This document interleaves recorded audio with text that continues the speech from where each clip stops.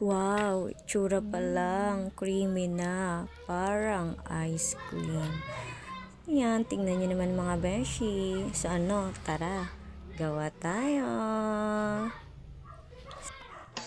So ayan, nakabili ako ng 1 kilong kamote kasi mukhang pagkain tayo. Food trip na naman to.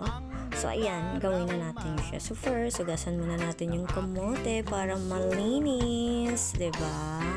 So pinakuluan ko lang naman yung kamote natin at balikan ko lang siya mamaya after maluto.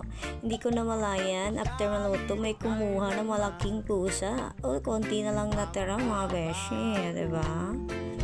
Kunti na lang nagawa ko, ayun, fast forward. So, ginagrated ko na yung ating kamote, nabalatan ko na. Nilagyan ko lang ng 1/4 ng butter and then condensed milk para mas sumarap.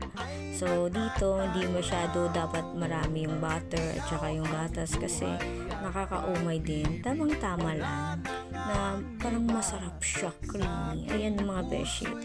Tignan nyo naman, sobrang sarap. Diba?